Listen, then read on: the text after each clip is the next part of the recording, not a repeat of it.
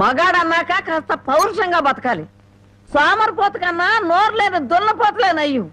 అవి మేత మేస్తాయి, కష్టపడి పని కూడా చేస్తాయి. ఎవరిని బామ్మ అంత ఎమోషనల్ గా తిడుతున్నావు? జానకి గొడ్డి ఇంటికి వచ్చే ఏళైంది, కుడితి కలిపి పెట్టు. తులసి, నువ్వేంటమ్మా ఒక్కతనం ఎలా కూర్చున్నావు? ఏమైందమ్మా? వాతావరణం అంతా వేడివేడిగా ఉంది.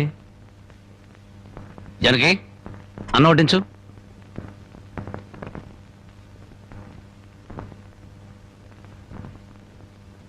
జనకి, నువ్వు అన్నం తిన్నావా? నిన్నే అడిగేది, అన్నం తిన్నావా? ఆకలి చచ్చిపోయింది. అన్నం తినాలన్న కోరిక లేదు, బతకాలన్న ఆశ లేదు. జనకి, ఎందుకురా ఆశ్చర్యం? నిన్ను కట్టుకున్న నేరానికి బ్రతుకుల విషాన్ని కొంచెం కొంచెం మింగటం ఇప్పుడిప్పుడే అలవాటు చేసుకుంటుంది. అమ్మా, నేనేం చేశాను? నా మీద అందరూ కత్తి కట్టారు. ఇంకేం చెయ్యాలరా? ముష్టి పేకాట కోసం ఈ ఇంటి మీద తీర్చలేనంత అప్పు చేసావు. ఇంట్లో వస్తువులన్నీ అమ్మేశావు. ఇక ఈ ఇల్లు కూడా అమ్మేస్తే అందరం కలిసి ఏ చెట్టు కింద పడి ఉందో. చూడండి, భర్త రోగిష్టి వాడైతే భార్య మందులిచ్చి బాగు చేసుకుంటుంది. కళ్ళు లేని వాడైతే కంటికి పాపలా చూసుకుంటుంది. కాళ్ళు లేని అవిటి వాడైతే చెయ్యొచ్చి ముందుకు నడిపిస్తుంది. కానీ భర్త జూదగాడు సోమరిపోతూ అయితే ఎలా మార్చుకుంటుంది? కాపురాన్ని ఎలా నిలబెట్టుకుంటుంది?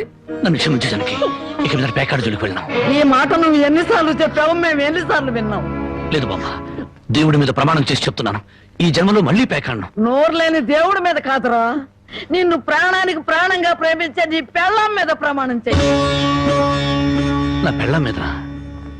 ఏ మాట తప్పితే నేను చచ్చిపోతానన్నా? అలాగే జనకి, నీ మీద ప్రమాణం చేసి చెప్తున్నాను, ఇక పేగ ముక్కలు తాకను నీ మీదొట్టు.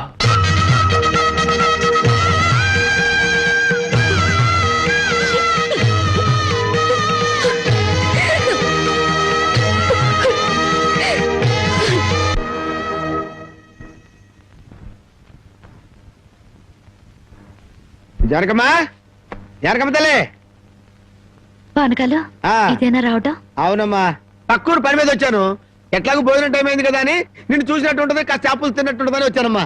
చేపల పులుసా? చేపలుసు కాకపోతే చింతకాయ పచ్చడమ్మా. నీ చేతితో ఏది చేసినా బ్రహ్మాండంగా ఉంటది. అది కాదు, నువ్వు కూర్చోమ్మా, నాకేం కొత్త ఏంటి, నేను వెళ్ళి చూసుకుంటాను కదా.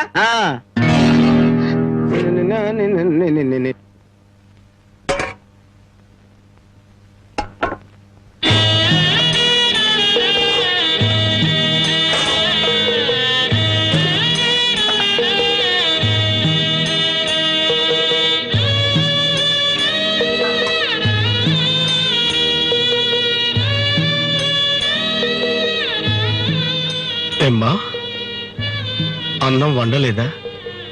వండటానికి ఏమీ లేదా?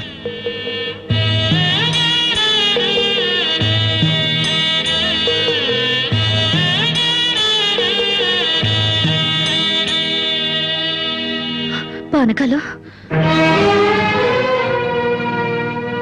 ఈ విషయం అమ్మా నాన్నకు చెప్పొద్దు. నీకేం తక్కువమ్మా? డబ్బా, ఆస్తుల అన్నీ ఉండి కూడా ఇంత పేదరికం అనుభవిస్తున్నావు. అమ్మా, ఇంత అభిమానం ఉన్న నీ కడుపులో కొడుకుగా పుట్టే అదృష్టం వచ్చే జన్మలైనా ఆ భగవంతుడు నాకు కలగజేయాలని కోరుకుంటున్నానమ్మా. వస్తానమ్మా.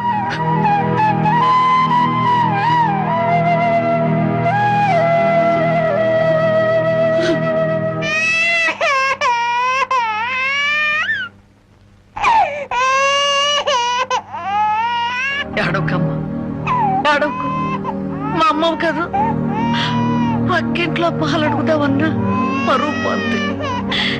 ఎన్నిసార్లు అని అడుగుతావు? ఊరుకమ్మా, ఊరుకో.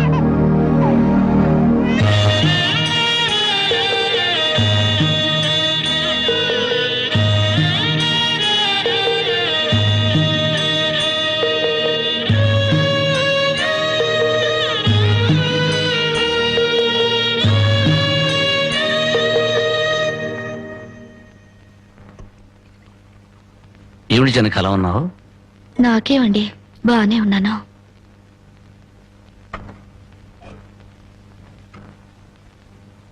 జనకి, చేతికి ఏమైంది? లేదు, ఏదో గీసుకుంది. ఎందుకమ్మా అబద్ధం చెప్తావు? నిజం చెప్పు. నిజమా? అవునరా, నాకు కూడా తెలియకుండా రక్తం అమ్మి డబ్బు తెచ్చింది.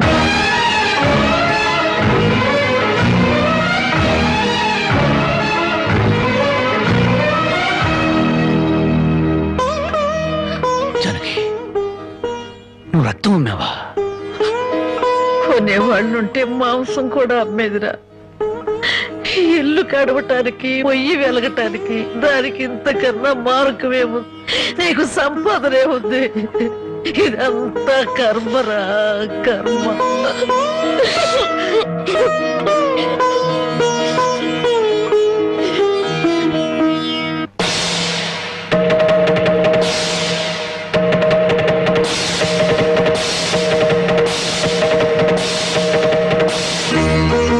జానకి, కన్న తల్లి రక్తం పంచి ప్రాణం పోస్తుందంటారు. నువ్వు నీ రక్తం అమ్మిన ఆకలి తీర్చాలనుకుంటున్నావు. మా అమ్మాయి ఎలా ఉంటుందో చూడలేదు, కానీ నీలాగే ఉంటుందని అర్థమైపోయింది. జానకి, ఈ రోజు నుంచి నిజాయితీగా సంపాదిస్తాను. మిమ్మల్ని అందరినీ పోషించుకుంటాను.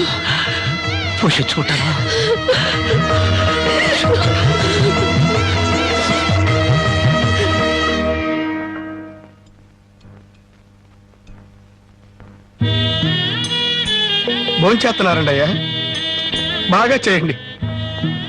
అమ్మా, అయ్యగారికి పౌరుషం పెరగటానికి 4 పచ్చిమిరపకాయలు కూడా వేసి పెట్టండి అమ్మా. రాయి పరకాలు, నీకన్నా పిచ్చి పట్టిందా? అవునయ్య గారు, జానకమ్మ బతుకు చూసొచ్చాక నాకు నిజంగానే పిచ్చి పట్టింది. మహాలక్ష్మి లాంటి ఆ తల్లి పాత చీరలు కట్టుకుని కళ్ళలో ఆకలిని, కడుపులో బాధల్ని దాచుకుంటూ ఎలా బతుకుతుందో ఒకసారి చూసిరండి అయ్యా. దాని కర్మ చేసుకున్న దానికే అనిపిస్తోంది. బాగా చెప్పారు అయ్య గారు. దూడం తాగితే గేదెలకు కూడా కోపం వచ్చి కొమ్ములతో కుమ్ముతాయి. మనం మనుషులం కదా, వాటి పౌరుషాలు మనకెందుకులేండి. నర్మయ్, ఎందుకులని ఊరుకుంటుంటే రెచ్చిపోయి మాట్లాడుతున్నావు. నిలువురా నరికేస్తాను. నరికేయండి అయ్యా, నరికేయండి. జానకమ్మ లాంటి చల్లని తల్లి పడే కష్టాలు చూశాక నాకు బతకాలం లేదండి అయ్యా. నరికేయండి, నరికేయండి అయ్యా, నరికేయండి. నరికేస్తారంట, నరికేయండి అయ్యా, నరికేయండి. ఏమండి, అది ఆకలితో చచ్చిపోతే మన సిగ్గుతో చావాలండి. పిల్లలు తప్పు చేస్తే పెద్దవాళ్ళు క్షమించాలి, కానీ ముందుగా ప్రవర్తించకూడదు. ఎంత కాదనుకున్నా అది మన బిడ్డండి. ఒక్కసారి వెళ్ళిరండి.